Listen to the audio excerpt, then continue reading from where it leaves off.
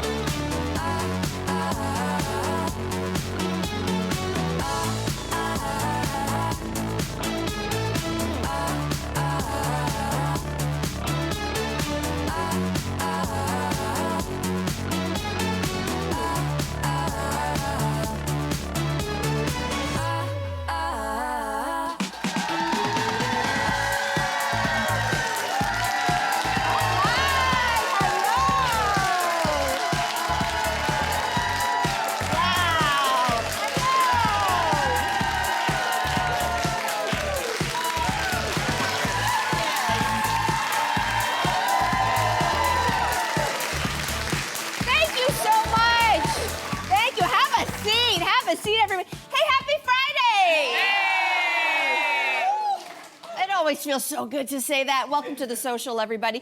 Why don't we kick off with a big story? This probably impacts you in some way, shape, or form. Canada Post workers, they've walked off the job for a second time this year. Yeah. So the union representing 55,000 postal workers called for a nationwide strike just hours after the federal government directed Canada Post to end home delivery.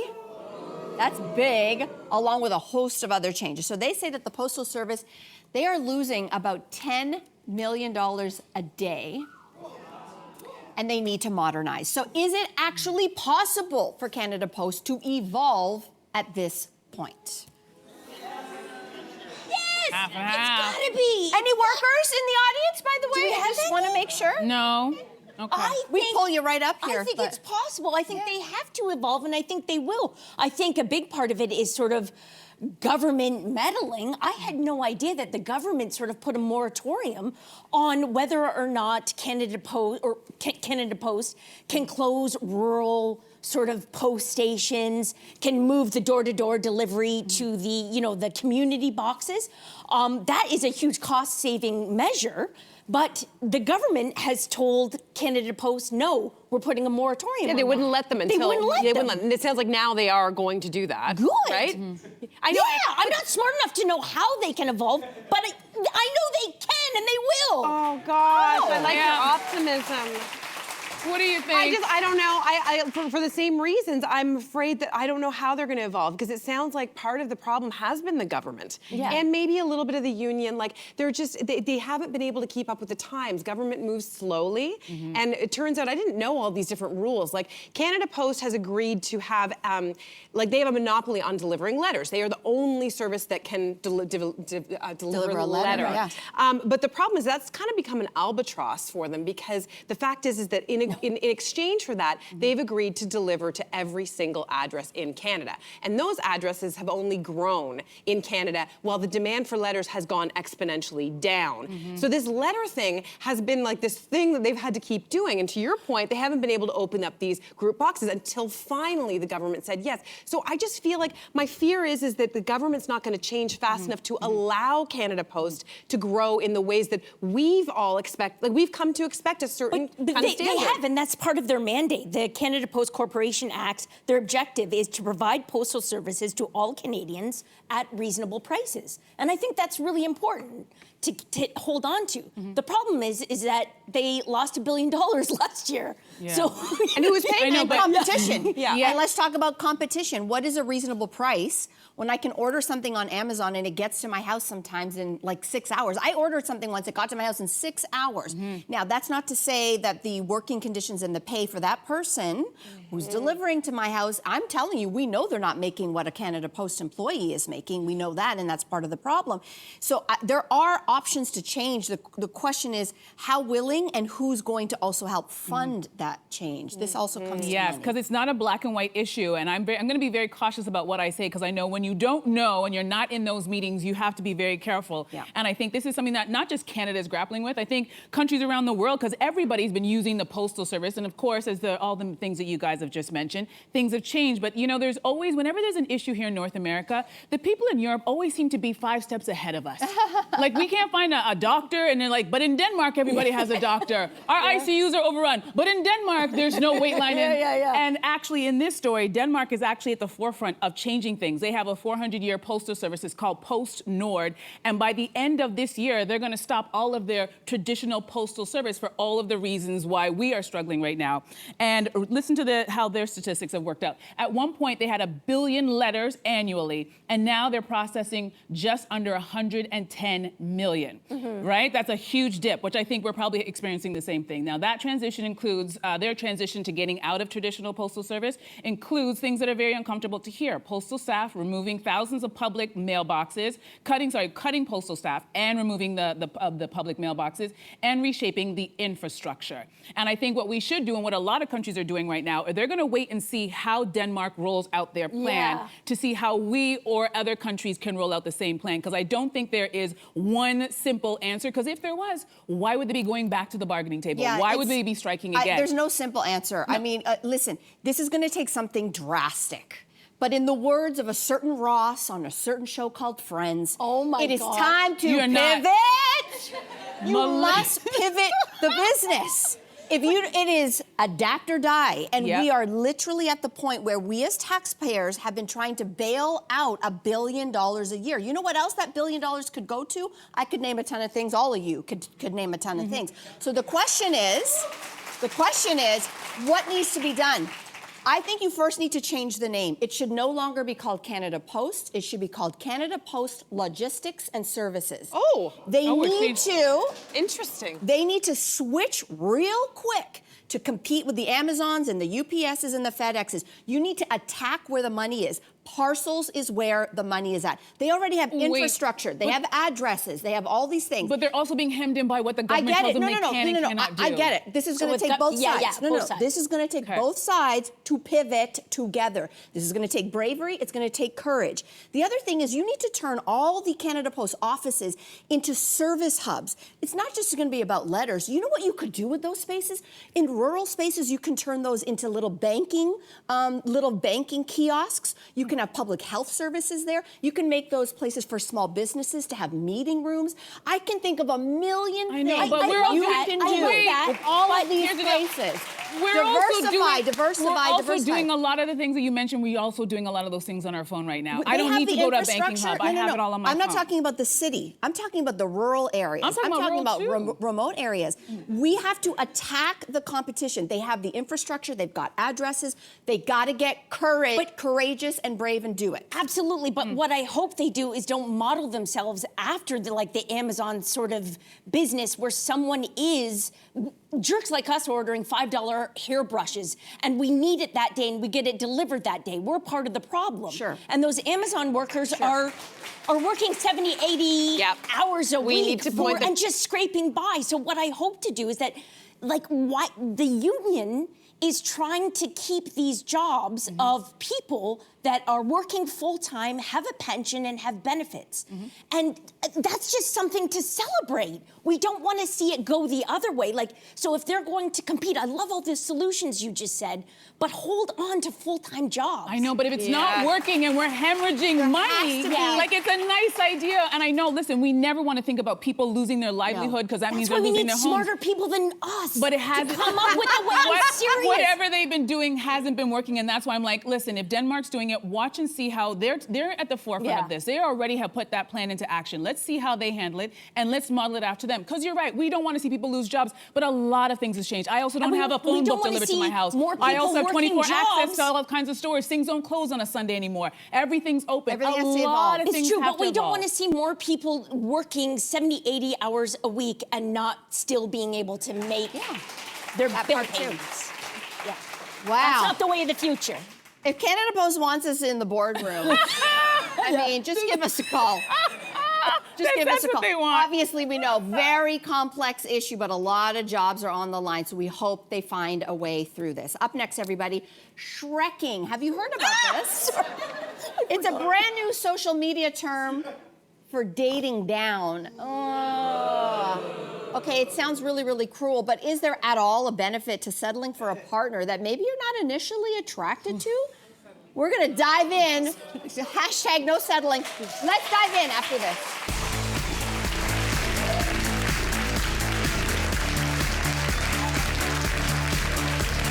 Monday on The Social. See and be seen this season. From bold frames to autumn shades, we'll show you the latest trends in eyewear.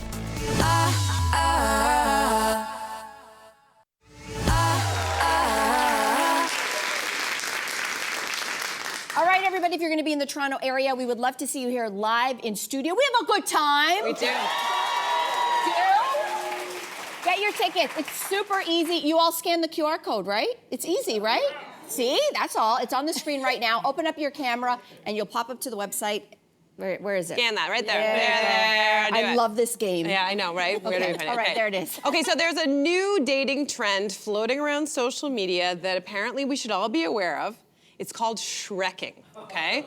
So that is when apparently you intentionally choose a partner you think is not as good looking as you, in the hopes that you will be treated better. Oh, come on, It's also Shrek. known as, quote, dating down. So does any of you see value in Shrekking? You can't even get it out of your mouth. Okay, first of all, let's just address this. Whether you're being Shrek or you're doing the Shrekking, this seems a little bit mean, right?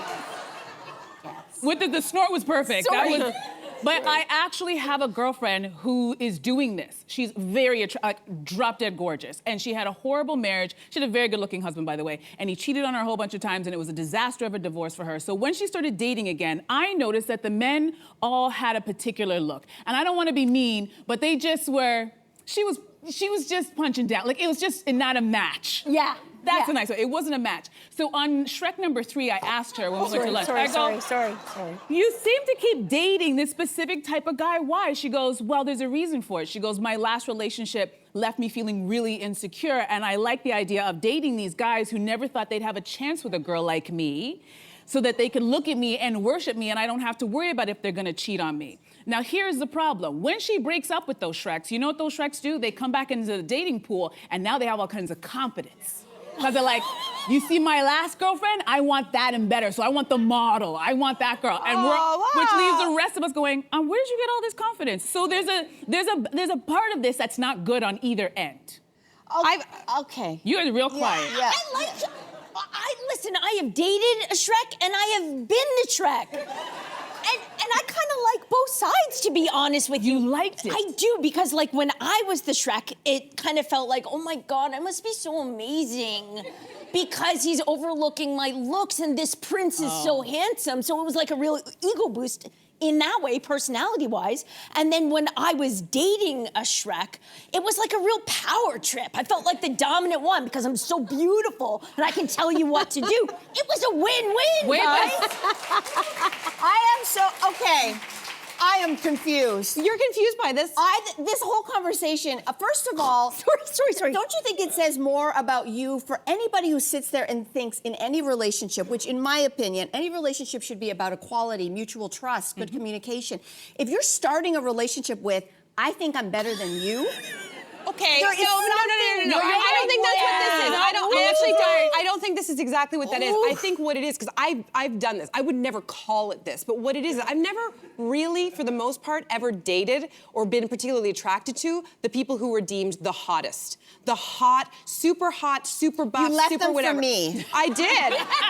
I think I did. You know why? My type. Because, and I'm not saying this is 100% true, but my impression was somebody who is super, super hot, super invested in their looks, they're always going to be either chased by other people or looking around for other people. That's my impression, and I was cheated on by somebody early on, so I was like, you know what? I'm actually gonna opt out of this game. You know what? And ugly people cheat too. well, Just I want to exactly, let no, you know. exactly. It's not something that only the pretty no, people but here's do. the thing, you expand, worse. What it did was But then you're like, you're so ugly and you cheated on me? I think it's worse. What it did was it forced me also to recognize what I actually find attractive in people. Looks are the first thing that, yes, you need to be attracted to somebody, but looks are the first thing that goes as you get, like, they are. We're women of a certain vintage. In your 20s, are you really that evolved? I was that evolved. You were? I was. Oh, I was Shrekking. Interesting. I don't know. I just think for me, how do I want to say this? The idea of looks is also very subjective. There could be somebody that I'm like, you know, one of the guys that you think is super, super hot, and I might be like, that guy's not hot to me. Yeah. To me, it's like you said, Andrea, whether they're good looking, not good looking, if they have an emotional IQ of 0, that's also very ugly to me. So it's not just about this. Yeah. Like, what is good looking? Yeah. Right? Like, there's that. Anyway. Well, you know what? We'll date the pretty people and you guys can continue to Shrek. Let's move on. Sticking with relationships, a wife wrote to Slate saying her husband refuses to get rid of his old car because that's where he lost his virginity. And she wants permission to have it hauled away when he's not around. Should she be able to get rid of it herself without his permission? I got a hell yes in the front row. What do you think? I think absolutely not. Do not touch this Thank car. you. Don't spend a penny on this. It has already drained you too much emotionally. But I will tell you, it must go. He has to be the one to grow up, let it go, and say bye-bye. Ooh. Okay. You look stunned. What? It must have been a great 30 seconds for him 20 years ago. What an idiot. And all of that money that you're wasting for that 30-second memory, if I were this wife, I don't think I could get over it. Like, I wouldn't, even if he got rid of it, I would still be so angry that I was married to someone, speaking about personality and so on. I would be so angry with someone that was counting that moment as being like, oh my God, my car. Listen, as a car enthusiast, I feel a little attacked. But what I about, won't say the brand, but he doesn't even drive the car. He drives it a couple of times a week just to keep the engine going. Yeah, but that's okay. But how is that any different from the woman who perhaps has some love letters that she keeps in a box in the garage? They're free. No. But it's still something from her past that she cherishes. That's beautiful. And she's in a new relationship, but she might have a box in the garage. Gorgeous. I love it. It might be at the table. Yeah. How's that any different from keeping that box of keepsakes that was something that was special to you? You may not like the car, but it's they have something a that's toddler, special. and that car is costing them thousands of dollars every year on insurance. What's the toddler have to do with it? If he can afford because it. they want to put that money into a savings account. She wants to. to. And I would be livid. Yeah, but It's would the you? money I think part. it's that piece though. What this advice is asking about is, can I just take it and get rid of it without Absolutely his consent? not. That's the piece that no matter what, how gross the story is or whatever, or how much it's costing, you can't just take someone's stuff that you live with and you married. Oh, someone in the audience is like, can't you? I don't think you can. Listen, would you want it? Like any item of yours, I think I would be enraged. I grew up in a household where sometimes my mother would just get in one of her moods and she would just Get start rid of throwing stuff. things out. That's and traumatic. it was It's a breach of traumatic. trust with every single person in the household, because you're like, anytime something was missing, you're like, what did you do with it? Did you throw it out? And it's not a great feeling. And so for that very reason, I know you might have some feelings about it and you're the wife and I understand that. But if that's special and it's not doing anything and it's not, I understand there's some bills to pay, but if he's not in debt to keep this little car, I wish I had my first car, my little Toyota Tercel, what I would do to still have that car. I don't think it's a big deal, I think but he the needs biggest to take thing is the you have to respect your partner. I think I agree, but I also think you should take the $10,000 a year and go to therapy and ask yourself, why are you holding on? Yeah. Why are you holding on to that moment in Did this time? man not just keep the damn it's car in a true. garage in peace? Well, anywho, on the other side of the break, we are going to have a fabulous guest on the show. If you watched Love on the Spectrum, One of the stars, Dani Bowman, is here with us next. We'll be right back.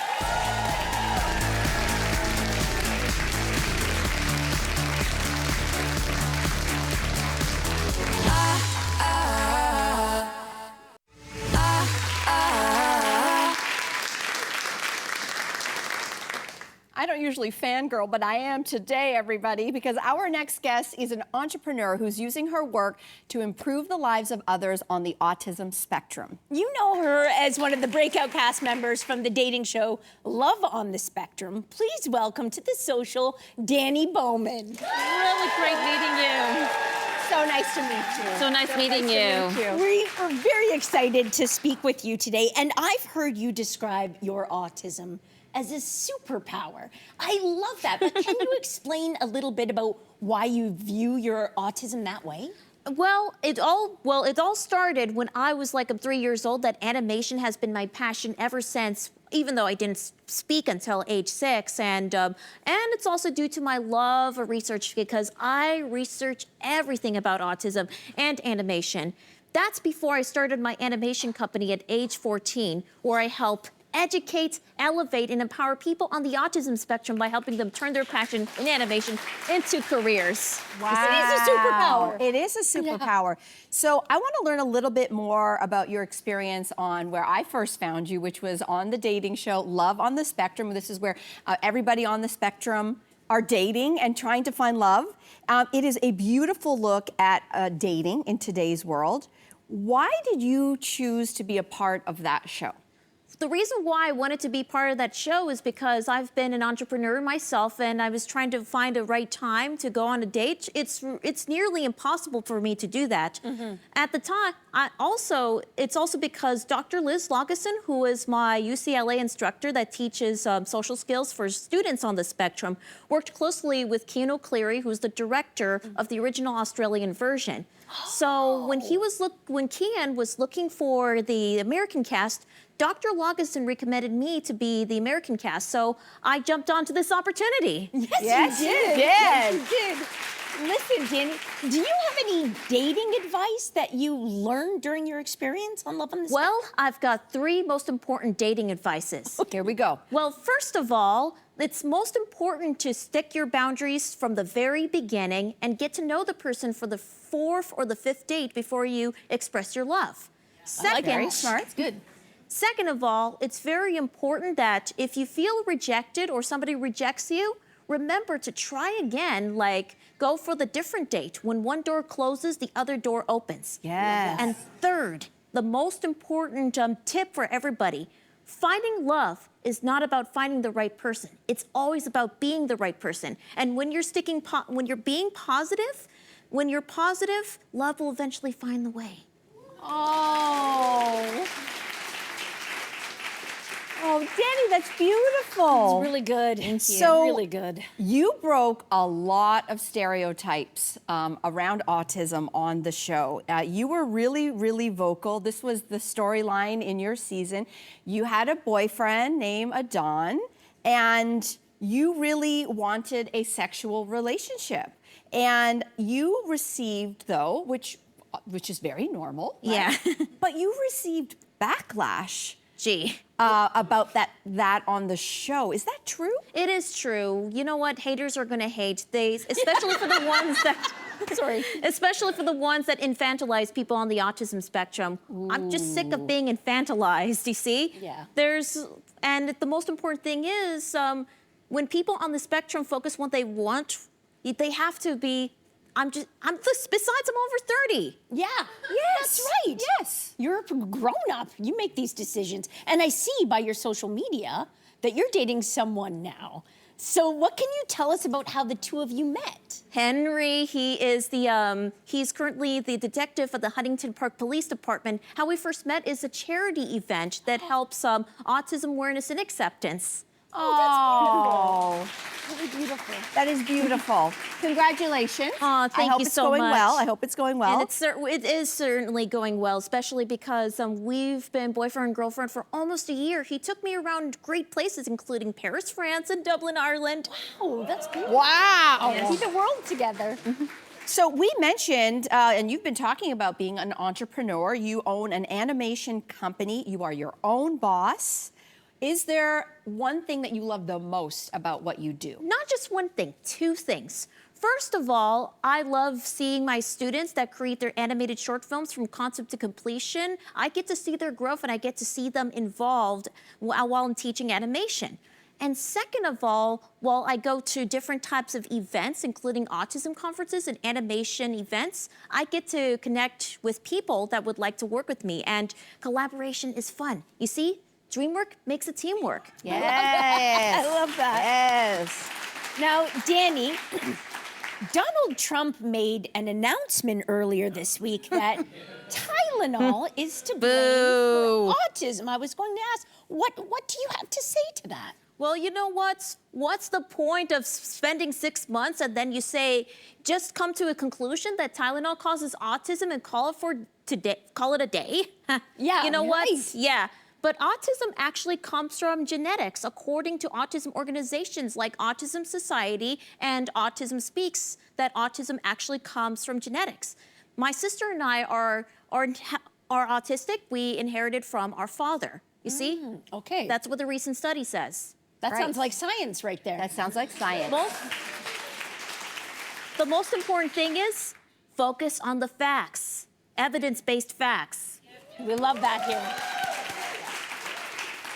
Quickly, Dani, we don't have a lot of time left, but you are in town to speak at the Shining Through Gala, which is happening tonight. What do you want your audience to learn from your speech? So if you have a child on the autism spectrum that want to pursue their dreams, help them turn their passion into careers while providing programs to help them lead to sustainable, independent lives. And this is what the gala is for. It's a fundraiser that will help fund the programs.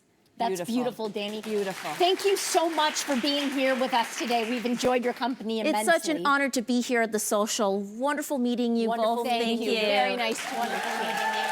Incredible. Now, visit shiningthrough.ca to learn more about the Shining Through Center. And up next, cooking with honey. What's all the buzz about? Find out after the break.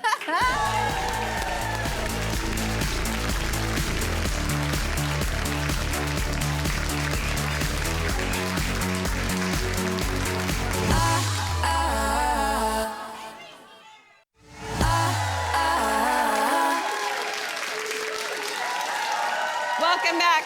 So if you haven't heard all the buzz, honey is having a moment as one of the trendiest ingredients of the year. From sweet and savory to hot and smoky, there are so many innovative ways to add honey into the mix. And here to show us how is the queen bee of nice cans, tinned fish, Chef Charlotte Langley. Yes! Welcome back. Thank you so much. Nice to be here. Why is honey the bee's knees in the culinary world right Like, now? honey is the perfect ingredient. Yeah. It's sweet, it's savory, it applies to so many different things. It is unbelievably versatile. I can't wait for the rest of the bee puns. I know, I'm Okay, sorry, I'm sorry. we are I'm actually sorry. going to start with a beverage. And when I think about Yes. drinking honey, I think like a lot of people, I really associate it with hot teas. But I think Yeah. that this is a different way of doing it. Tell us about this drink. This is a honey turmeric ginger tonic. And this is a non-alcoholic beverage you can have hot or cold. Okay. The honey like cuts through the kick, the spiciness of the ginger. It's soothing, it's refreshing. You get a little splash of sparkling, you get a little bit of booze, whatever you want. But this feels like something almost medicinal in the best way possible. In the best way possible. It's Yeah. I also feel like good a for your- better human. Yeah, And your exactly. belly will be nice too from Yeah. the ginger. I drink So this actually good. quite often. It's really gorgeous, good. gorgeous. Glad you like it. I'm really excited about the next dish because it's crispy halloumi with a hot honey drizzle. Oh, for drizzle. Talk about why honey works with the heat. Sweet with heat. The sweetness sort of elevates like the aroma, the fragrance, the spiciness of the actual chilies. And then the heat is complemented well and it's like sort of balanced out and blended. It's like you get that punch with a little mellowness in the background. It's just a perfect blend. It's Oh my a perfect God, and with blend. the pomegranate. And the pomegranate. So And this mint. Like you've top got is sweet. so many layers there. Salty, sweet. You just crisp this up in the pan with a bit of oil, drizzle some honey, put some chili flakes in, reduce it till it gets nice, sticky, ooey gooey. garnish it with some mint and pomegranate. I think that took maybe 2.5 minutes That's to make. easy to make. That's so incredible. good. Done. Okay, a lot of us have probably had chicken wings with honey. I feel like it's a classic, but you've taken this up a notch by adding honey and saffron. So tell us why those exotic. Why do those go well together? I wouldn't have thought that. Well, saffron is like earthy and unctuous, and the honey is like floral and fragrant and perfumey. Like, this is the most romantic dish on the table today. Bring those flavors together. And it's a one-pan wonder. Put the chicken in the pan, render the skin down crispy. You're adding all your honey, you're adding your garlic, you're adding all the bits on top. Throw it in the oven, pull it out, flip it. I cook this all on one side, and then it finishes glazed. Is a sexy chicken. Oh, is she my sexy? gosh, She's so sexy. sexy. Listen, we all know how good honey mustard is, but what are other mustard. ways that we can elevate it? We can put it on, you can put honey into kimchi, which would be really fun. You can put fermented miso honey paste, spread that on like pancakes would be super cool. Because I love the sweet savory mashup. Yeah. Really, you can add honey to anything. It elevates it all. So good. So tell us about this honey chili crisp butter. Chili crisp is happening, guys. If you see chili Yes, crisp everywhere, it's everywhere. Okay. So I melt a little bit of butter, add the chili crisp, and add the honey, and makes this sort of like buttery, creamy, spicy sauce that you can drizzle on anything. So today we're doing drizzling on dumplings. Yeah, like, just a little condiment. Let's talk about. So we're going to taste it with the dumplings, but Yeah. how? Like, give us some other options of how we could use this. Put it on ice cream. I would drizzle on ice cream, absolutely. Oh yeah, trust me. Drizzle on ice cream, pancakes again, waffles, fried chicken, veggies. You can put this on anything. This is so good. I want to good, drink right? it. So It's delicious. good. I'm glad Oh you my liked it. God. I just took a bite of dumpling, but I'm going to try to do this. Another way to change up the flavor She's hungry. of honey is to go with to make it smoky, go smoky with it. So little tell us about how smoky. you dealt with this. This is pulled jackfruit. Pulled jackfruit. This is like a vegetarian option, which is also really fun to have. The smokiness with the honey sort of like binds with the smoke, makes a sticky, ooey gooey sauce. It sort of brings everything together. And I just like how it like clings to kind of whatever you toss it in. Jackfruit, pulled pork, you name it. You can kind of, like I said, drizzle it on anything. The smokiness in that is so beautiful. It's beautiful, subtle, delicate. Wow, delicate. I love it. I'm feeling I feel romantic like today, we I have to guess. kind of, we are romantic, which is perfect because we're ending with this sweet treat. Tell us what you brought for dessert. Now this, my friends, is a honey yogurt cardamom cake. Sorry, Layered cake. honey yogurt cardamom cake. So cardamom and yogurt cake, cardamom and honey cake, excuse me. The honey is another like sweetness, add depth, adds a really beautiful flavor, less like unrefined sugar, like more natural sugar. Yeah. And it's a yogurt icing, which I thought was gonna be really crazy to make because I never actually made this before. This is a bit of a risk. And it held up really, really well. But also the honey just like binds it all together. It feels like a buttercream. It tastes like a buttercream icing. But it's whipped. It's with tang. Almost like a cream cheese Exactly. And then with that, I just put a little honeycomb on top, and you could put whatever, you could drizzle it with some fruit, put some more honey on top of that. Light, airy, delicious, beautiful. And there's lots of other ways to incorporate honey into desserts as well. Always so good. Oh my gosh, Charlotte, you are a delight. You're the Thank delight. you. You're a delight. You're a delight. This was a fabulous feast. Just incredible. Now, after the break, author Marilyn Simons is here with touching stories from her new book, Walking with Beth. Conversations with my 100-year-old friend. Stay with us. Thank you. Listen.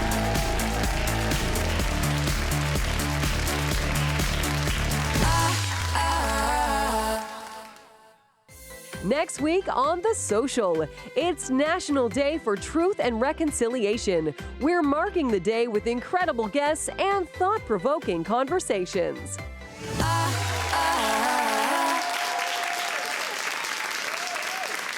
Welcome back to the show. Our next guest is an author who has written about everything from gardening to soap making. She was also a finalist for the Governor General's Award. For her latest book, she decided to place the focus on her 105-year-old friend, Beth. Yes, the result, Walking with Beth, is an homage to friendship, aging, and a life well lived.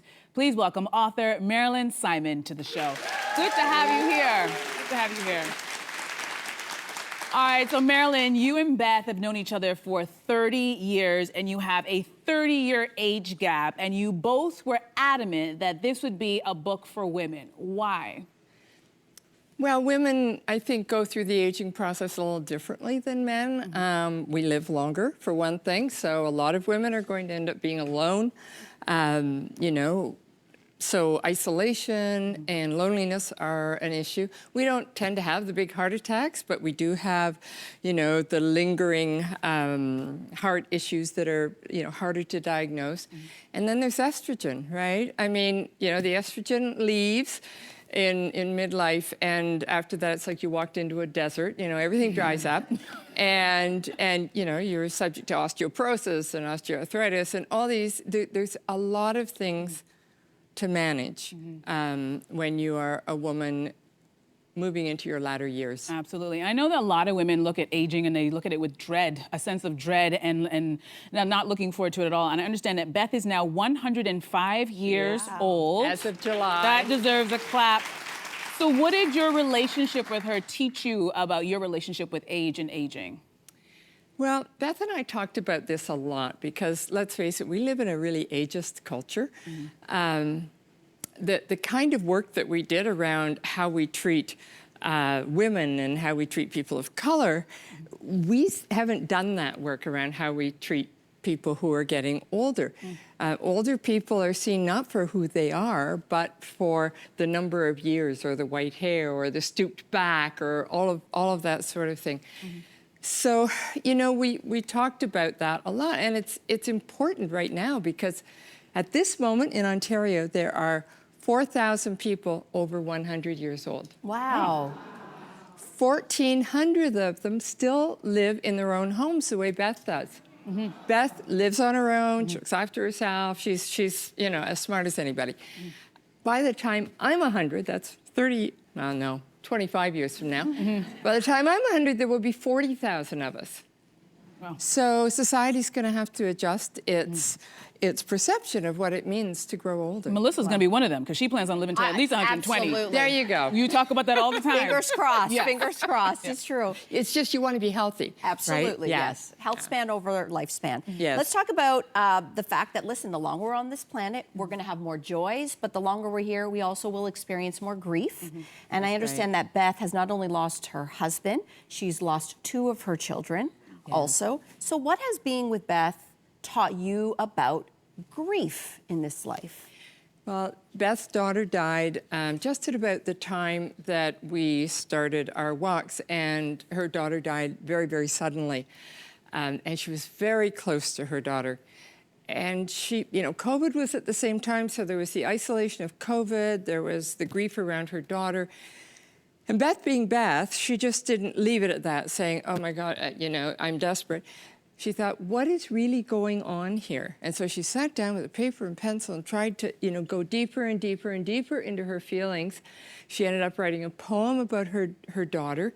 And she realized that what was really at the crux of it was that she always thought her daughter would be there for her when she died. And now she faced the fact that she would probably be completely alone. And so, but she didn't stop there. She called up a friend, a psychiatrist in San Francisco, and said, who's a big fan of rituals, and she said, what should I do? And he suggested a solution. And the next time I went there, she took me out to her porch, and she had bought a beautiful lantern that she had attached to the porch railing, and she had a beautiful sort of a blue-green candle inside. And every evening at a certain time, she lights that candle, and that's her moment to talk to her daughter. Oh, wow. So it removed it from this vague, all-pervasive grief to a moment of communication. Oh gosh, you're going to get us crying up in here, Marilyn. I know. It's Well, beautiful. I've shed more than a few It's tears true. with Beth, I can tell you. It's unfortunate to think that actually, I don't know if it's unfortunate, but it's probably pretty normal that most of us hang out with people who are about our age, around our age group. It's true. For very obvious reasons, perhaps. What do you think is the benefit of having what you have, which is this multi-generational or intergenerational friendship? Well, as we grow up, when we're kids, we're friends with our classmates. When we're young adults, we're friends with, the parents of your kids' friends. And then you're friends with your workmates, right? And they're all circumstantial friendships. They're not friendships based on who you are and your interests and that sort of thing. What I find with Beth is that you know, she's lived another 30 years. She lived through Hitler. She lived through the Great Depression. She was a teenager in the Great Depression. You know, so she has a perspective on the rollout of history that I don't have. Every generation thinks that, you know, their generation has it the hardest. And she kind of says, yeah, but wait a minute, what about? So I love that perspective. And it's the same when I spend time with my adult grandchildren, because they're in their 20s. And, you know, we have a lot of interests in common, but they come at things from a different perspective. I think that's very healthy to always be seeing different perspectives. That's so lovely. Now, I understand that you have called Beth your guide to the future. Can you leave us with the most impactful thing that she has taught you? There we are. There she is. We're laughing there, by the way. Okay, that's a happy moment. That's not a sad moment. Okay. We were killing ourselves laughing. I use the word guide, and I'm kind of sorry that I used that word. You know, I'd like to go back and edit it out, because this isn't a how-to, right? This doesn't say, okay, do this, do that, do the other thing, and you're going to live to 105 just like Beth. But that said, I think the most important thing that I've taken from her as a model is to stay interested in life. Nobody I know lives as much in the present as Beth does. You know, every morning she goes to her huge dining room table that is covered with art supplies, and she sits down, and as she says, whoosh, you know, I just get transported. So whatever your passion is, develop your passion. You know, your working life is going to end, your kids are going to leave you, you know, your partner may die, and you may be alone, but your passions, whatever's inside you, that's never going to leave you. I love that. I love that. What a great note to end on, Marilyn. Thank you so much for sharing your lovely relationship with Beth. Thank you. The book is called Walking with Beth. There she goes. You can find it everywhere that you buy books. And for our lucky members of our studio audience, you're all going home with your very own copy. Yeah. Fantastic. Stay right where you are. We'll be right back. That was it.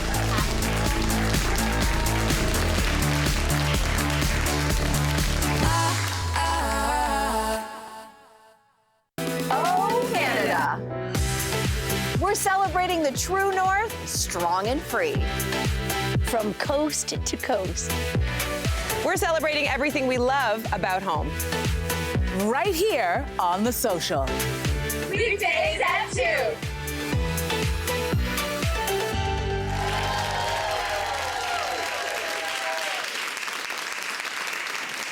Okay. All right, welcome back, everybody. We want to let you know, in case you don't already, Canada's women's rugby team is going to the World Cup finals tomorrow. Woo! This is huge. We want to remind you, watch Canada versus England. It's the 2025 Women's Rugby World Cup final, live tomorrow, Saturday. Coverage gets all underway, 10 a.m. Eastern on TSN. This is huge. Yeah. It's huge. Another win for women's sports. We are kicking butt, ladies, and I love it. Let's continue to do that and support them. Right? This is the thing that I hope one day they're going to make a movie about. I don't know if people really understand just how much of an underdog team Canada was to get into the finals, beating New Zealand, who is the best. I think we're making a documentary series about it on Crave. On Crave. Brilliant. Coming up 2026, so stay tuned. Okay. I think Russell Crowe even tweeted about it. Yeah, he's rooting for And us. Shania Twain, They're rooting for us. Isn't that So cool? Smart man, that Russell This is Crowe. going to be so It's an underdog story. We love an underdog. Yes, we do. So go Team Canada. Women's rugby is on the map. We are cheering you on. That is huge. Next week on The Social, another fun Canadian astronaut and author, Chris Hadfield, is back. He's got a new novel. And of course, we are marking Truth and Reconciliation Day with a lineup of incredible guests and thought-provoking conversations. So please join us for that. Thank you so much for joining us. Have a wonderful weekend. See you Monday.